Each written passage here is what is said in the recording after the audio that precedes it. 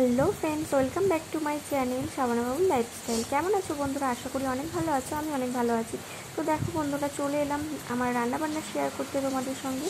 তো দেখো, আমার প্রথমে ভাত হয়ে গেছে, ভাতটা আমি উপর দিয়ে নিয়েছি। তো ওখানে আমি পার্শে মাছের ঝোল করবো সজনে ডাঁটা আলু দিয়ে। আর এখানে চুনো মাছ চচ্চড়ি হবে আলু দিয়ে ঝাল ঝাল করে, আজকে সে রান্না করবো এটা।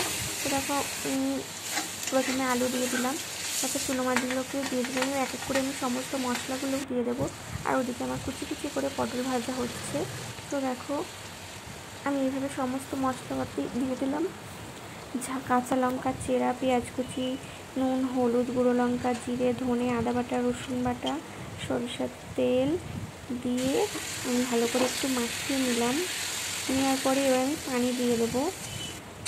তো দেখো, পানি দেওয়া হয়ে গেল। তো এটা এই পাশে হতে থাক, আর আমার ওই পাশে পটল ভাজাও প্রায় রেডি। নামিয়ে নিয়েছি। ওই একই কড়াইতে আমি পার্শে মাছগুলোকে ভেজে নেব। তো একটু ডাঁটা আলু পার্শে মাছ হবে। আর এদিকে আমার চচ্চড়ি প্রায় শেষের দিকে হয়ে গেছে। তো দেখো, পটল ভাজা হয়ে গেছে, আমার ভাত হয়ে গেছে। তো এবার আমি সজনে ডাঁটা আলু ঝোলটা বসিয়ে দিলাম।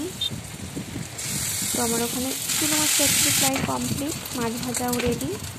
তো এবার আমি সজনে ডাঁটা আলু ঝোলটা বসাচ্ছি আর কি।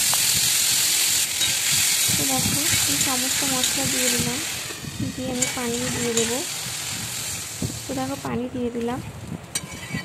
এবার পানিটা ফুটে উঠলে আমি ঝোলটা মাছগুলো দিয়ে দেবো আর কি। তো দেখো, আমার ঝোল ফুটে গিয়েছে। এবার আমি মাছগুলো দিয়ে দিলাম। আর এখানে আমি চায়ের জন্য দুধ গরম করে নিচ্ছি আর কি। নিয়ে ওটা ঠান্ডা করে ফ্রিজে রাখবো। তো আমার রান্নাবান্না প্রায় কমপ্লিট হয়ে গিয়েছে সব শেষের দিকে। তো আমি সমস্ত কিছু মুছে পরিষ্কার করে ঝাড়ঝুট দিয়ে নিলাম, দিয়ে আমি বাসন মাজতে চলে গেলাম। আমার ভিডিও কেমন লাগে অবশ্যই